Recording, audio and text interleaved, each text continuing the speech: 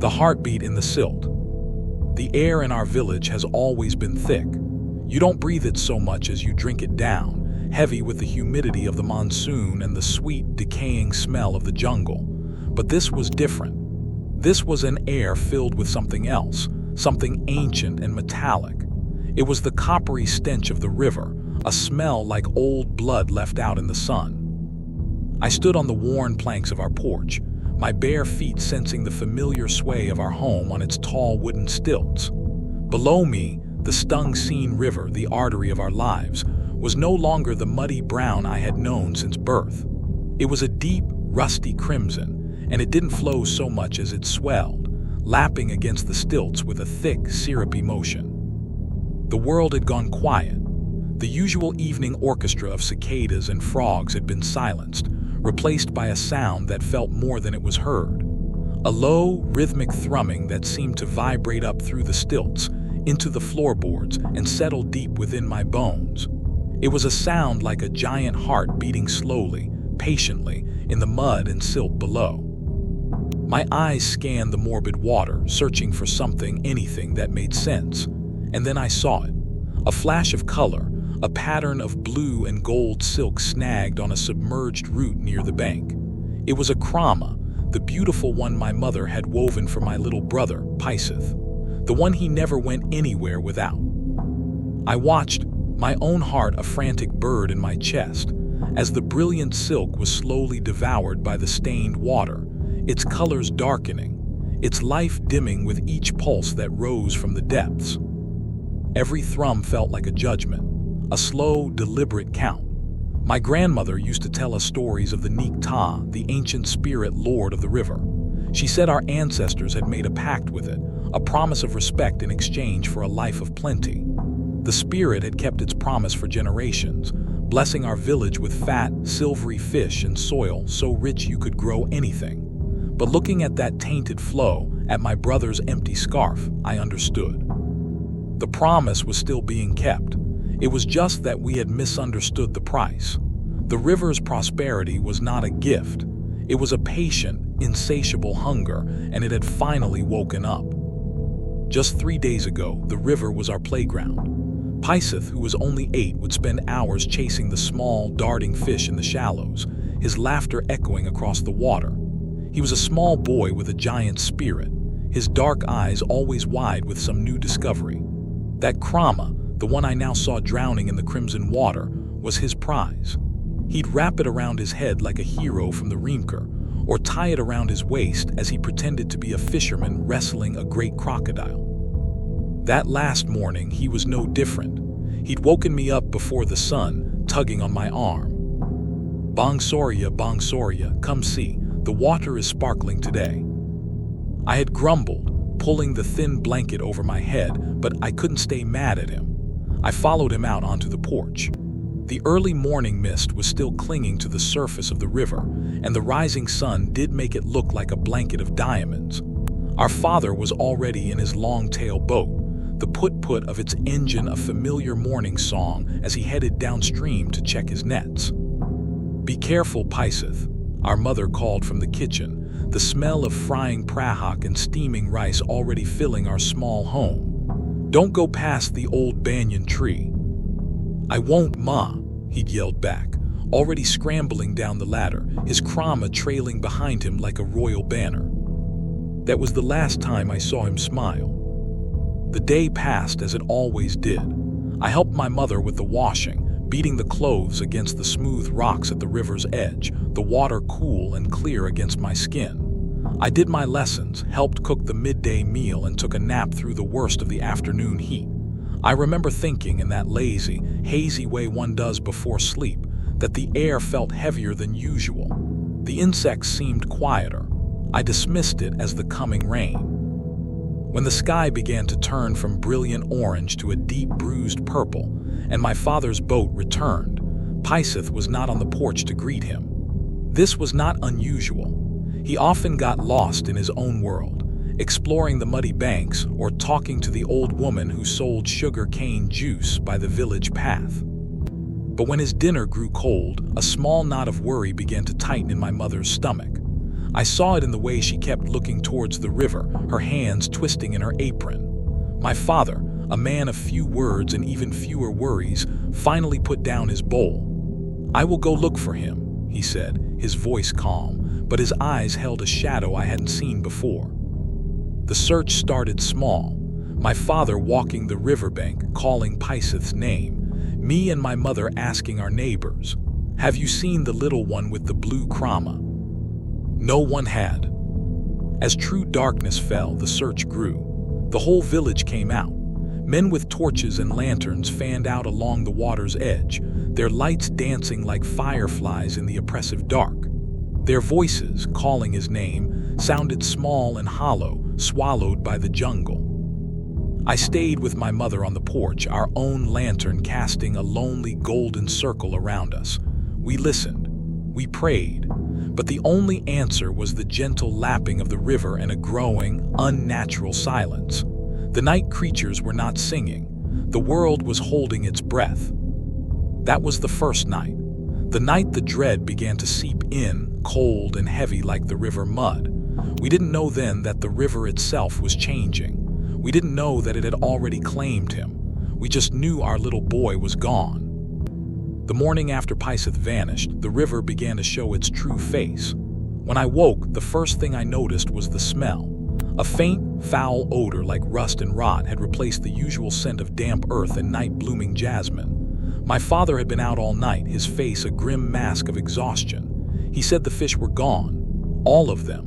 The nets he'd left overnight were empty, save for a few strands of dark, slimy weed. The fishermen who'd gone out at dawn all came back with the same story. The river, which had provided for us for centuries, was barren, lifeless. The men gathered in hushed, anxious groups, their voices low, their eyes constantly glancing at the water as if it were a sleeping predator. By midday, the color began to shift.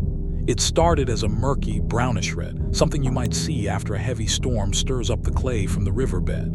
But there had been no storm. The sky was a sheet of hazy, unforgiving white.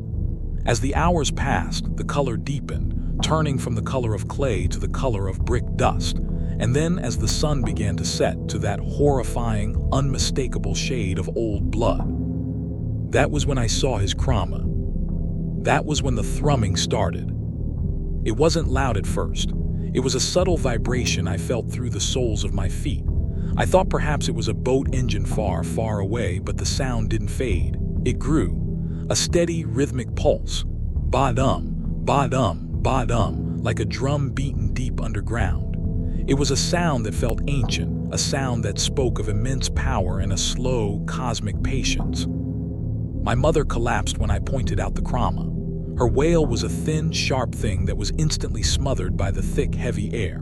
My father, his face pale, waded into the water to retrieve it. I watched him, my breath caught in my throat. The crimson water swirled around his legs, staining his trousers. He moved slowly, as if fighting against a current that wasn't there. When he finally untangled the silk from the root, he held it up. It was heavy, dripping with the river's vile color. It was just a piece of cloth, but it felt like a funeral shroud. That night no one slept. The thrumming grew louder, more insistent. It was a constant presence, a monstrous heartbeat that vibrated through our walls, through our beds, through our very bodies. It seemed to come from everywhere and nowhere at once, a bass note that resonated with the fear in our hearts. The village was wrapped in a blanket of terror. No one dared go near the water. The lifeblood of our home had become a thing of nightmares. I lay on my mat, staring at the ceiling, listening. Ba-dum. Ba-dum. The pulse was a mantra of doom, and in my mind I kept seeing Piseth's krama sinking into that red water. I saw his small hand letting go, his wide eyes looking down into the murky depths. The river hadn't just taken him. It was digesting him. It was feeding on him, and that terrible, steady heartbeat was the sound of its satisfaction. My grandmother, my Yi, was the oldest person in the village. Her face was a beautiful map of wrinkles, each line telling a story. Her eyes, though clouded with age, saw more than most. She lived in a small house set back from the river, surrounded by pots of herbs and offerings to the household spirits. On the third day, with the river now a churning, thick crimson and the thrumming an undeniable, oppressive force, My mother sent me to her. Ask her, Soria, she had whispered, her voice hoarse from crying. Ask Yi what this is, she will know. I found her sitting on her bamboo floor, slowly grinding betel nut. The air in her home was different. It smelled of incense and dried lemongrass, a small island of peace in the suffocating stench that now covered the village. The thrumming was still there, but it felt muffled, distant. She looked up as I entered, her gaze finding mine. She didn't seem surprised to see me. The river is angry, child, she said, her voice like dry leaves rustling. It wasn't a question. I knelt before her, my voice barely a whisper. Yi, Piseth is gone. The water, It is red, she finished for me, nodding slowly. It has been red before, a long time ago, before your father was born. She put down her beetle grinder and gestured for me to sit closer. The story she told me was not one of the gentle bedtime fables she'd whispered to me as a child. This was a story of blood and packs and the terrible price of forgetting. Our village sits on the heart of the Neek-Ta Stung Kraham, she began, her eyes looking past me into a time I could not imagine. The spirit of the Crimson River, he is not good or evil. He is old, and he is hungry. Our ancestors, the first people to build their homes on these stilts, they knew this. They nearly starved, for the jungle was too dense and the river gave up no fish. So they went to the spirit's shrine, deep in the flooded forest, and they made an offering. What did they offer? I asked, leaning in. A shadow passed over her face. They offered a promise of respect. Every year at the height of the dry season, the entire village would hold a ceremony. They would bring the best fruits, the sweetest rice wine, the most fragrant incense. They would thank the spirit and they would ask for its continued blessing. In return, the Neek-Ta would sleep, and in its slumber, its dreams would enrich the water. The fish would be plentiful, the soil on the banks would be black and fertile. It was a good arrangement. She paused, taking a deep breath that seemed to rattle in her chest. But people forget. Generations pass. The stories become legends. The legends become whispers. The new village chief, Saka, he is a man who sees only money, not spirits. He sees the river not as a living god, but as a resource. My blood ran cold. I remembered a few months ago the strange boats that had come up the river. Large, ugly barges with cranes that tore at the riverbed, pulling up sand and gravel to sell to the construction companies in the city. The noise had been terrible, and the river had been clouded for weeks. Saka had told everyone it was progress, that it would make the village rich. They dredged the river, I said, understanding dawning like a black sun. Yi nodded, her eyes dark with sorrow. They dredged near the old shrine. They tore at the Neek-Ta's sleeping place. They showed the ultimate disrespect. They woke it up. And when it wakes, it is not the dreaming god of plenty. It is the hungry god of the silt. So it's punishing us for what Saka did. My grandmother reached out and took my hand. Her skin was as thin as paper, but her grip was surprisingly strong. No, Soria, she said, and her words chilled me to my very soul. You do not understand. It doesn't punish. It feeds.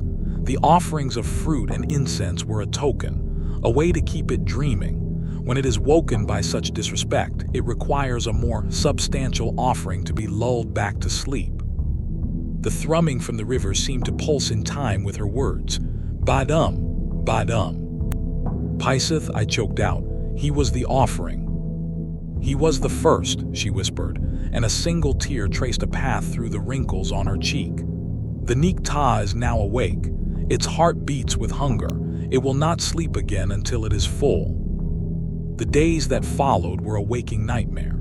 Yi's words had planted a seed of terror that grew into a suffocating vine, choking all hope from the village. The thrumming from the river became the soundtrack to our lives, a constant reminder of the ancient, hungry thing that lay beneath the surface.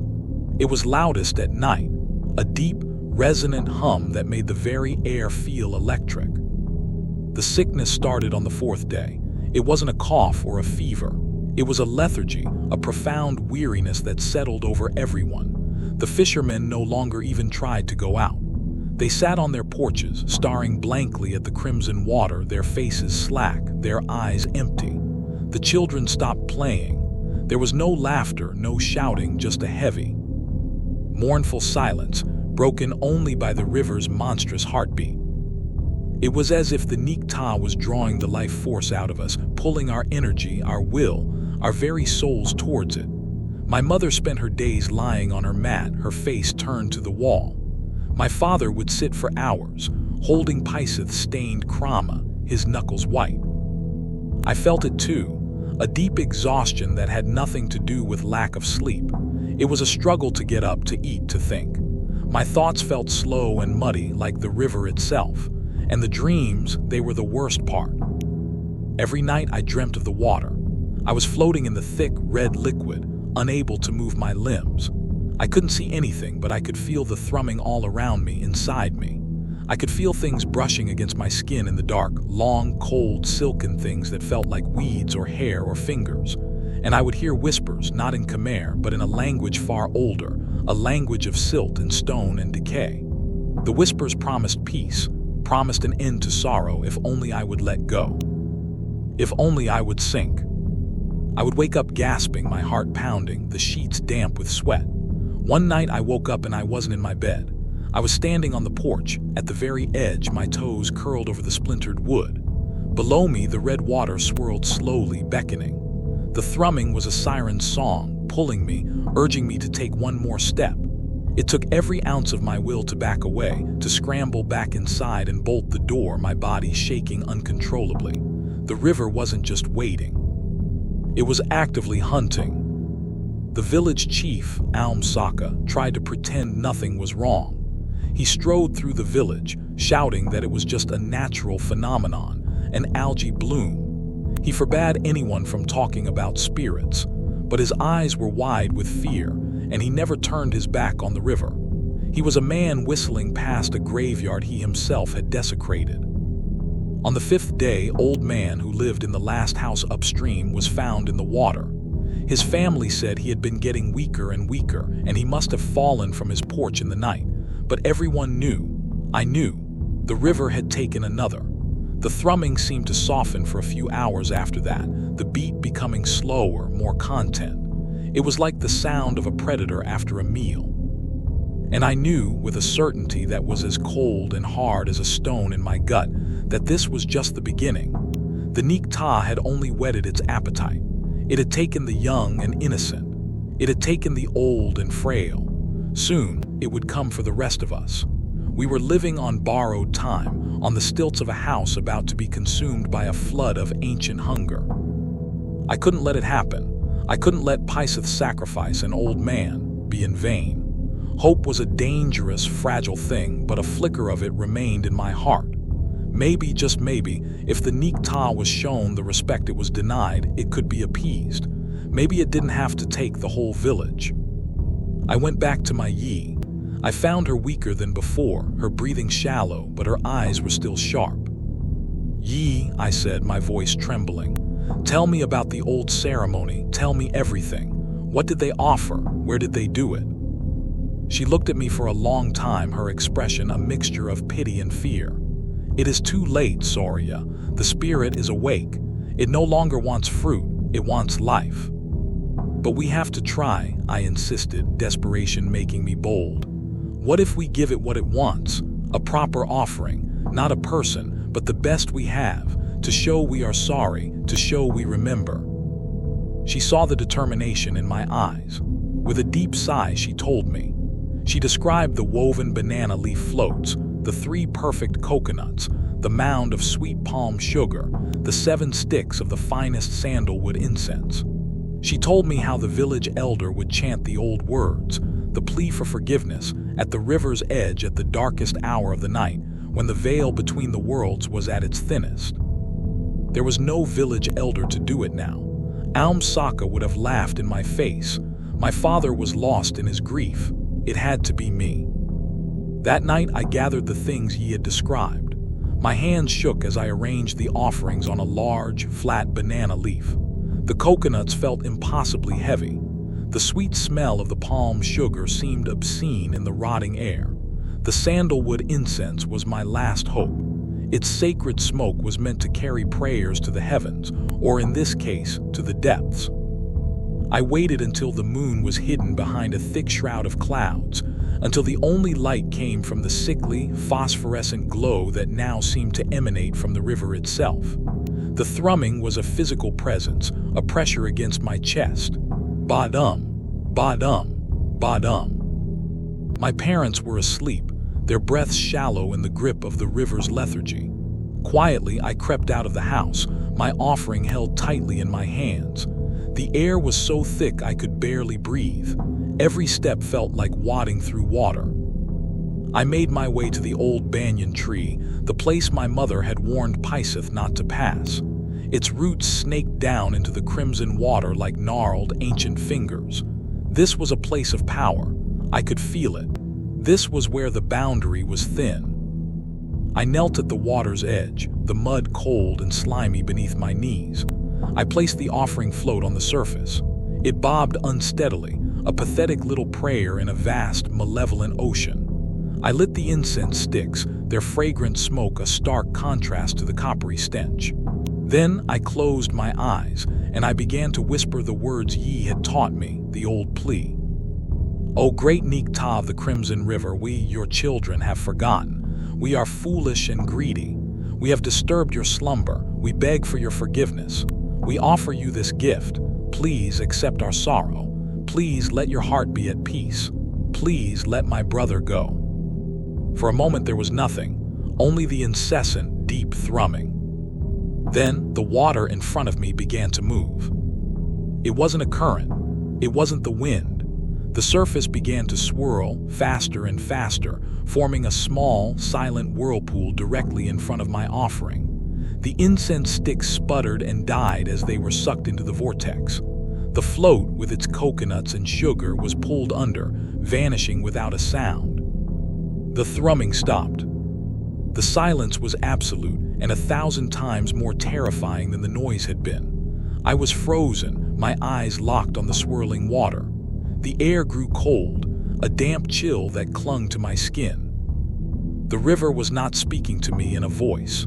It was communicating directly with my mind, pouring images and feelings into me that were not my own. It was a torrent of ancient knowledge, of timeless hunger. I saw the first people, starving and desperate, making their pact.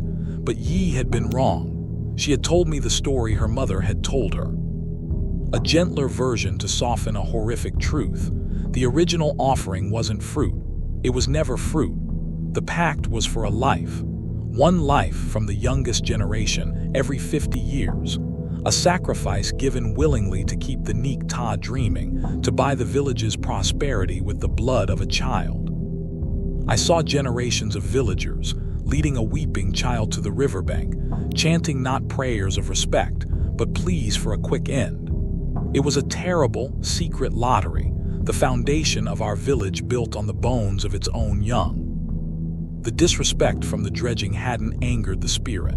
It had simply torn the veil. It had reminded the Nikta of the world outside its slumber, and it had found the pact broken. The village had gone too long without paying its due. Our prosperity had been stolen. Our debt had grown immense. Piseth wasn't a punishment. He was a down payment, an appetizer. The spirit wasn't angry. It was simply collecting. Then the river showed me my brother.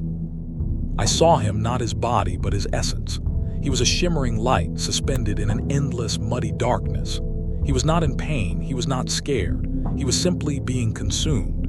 His light, his laughter, his energy was being drawn out, feeding the vast, ancient heart that now beat with his life force. The thrumming started again, but this time I recognized it. It was a faint echo of my brother's own heart, magnified 1,000,000 times, corrupted and made monstrous. A wave of utter despair washed over me, so powerful it buckled my knees. My offering was an insult, trying to pay a king's debt with a handful of rice. The Nikta did not want my coconuts. It did not want my sorrow. It wanted what it was owed. It wanted the village, all of us. A final image flooded my mind. It was a vision of the stilt houses, empty and rotting. of the river, clear and brown again, teeming with fish. And deep in the silt, a great darkness, sleeping peacefully, its hunger sated for another century. The whirlpool subsided, the water became still. I was left kneeling in the mud, shivering, my mind shattered. I had not confronted a monster. I had confronted a truth as old and as inescapable as the river itself. There was no fighting this. There was no appeasing it. There was only the debt and the long, slow, terrible payment. I don't remember how I got back to the house. The next morning, the river was a slightly paler shade of red. The thrumming was quieter, more distant, a satisfied hum. News came in the afternoon. They had found Aum Saka's body washed up 5 kilometers downstream. His boat was capsized, they said. He must have hit a submerged log in the dark. A tragic accident, but I knew. We all knew. The Nikta had taken the one who woke it, a final, personal settlement.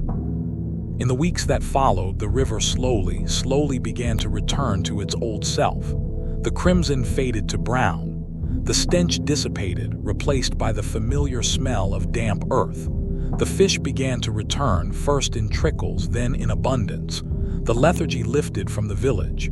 People began to speak again, to work again. They began to smile. They did not talk about what had happened.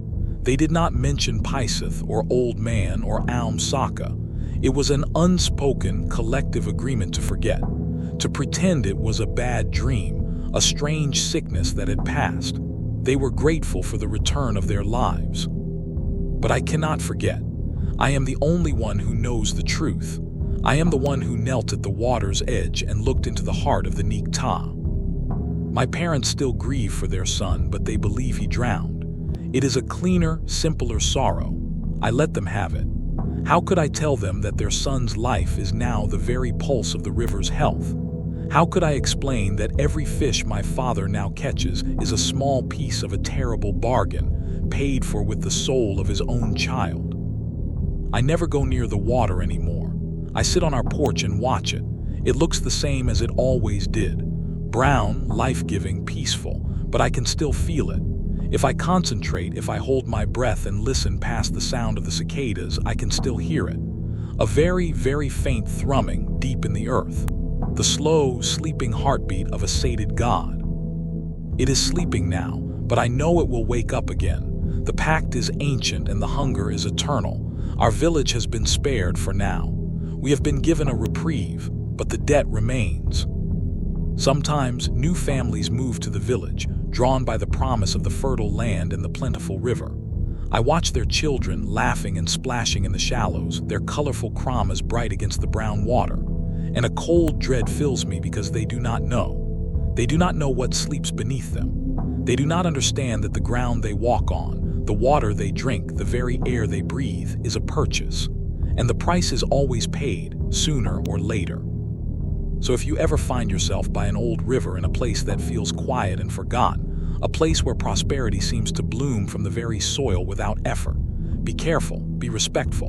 And if you stand very still and you feel a low, rhythmic pulse from deep within the mud, a feeling like a great heart beating just beneath your feet, do not stay. Do not ask questions. Do not wait to see what it wants. Turn around and run, because it already knows exactly what you have to give.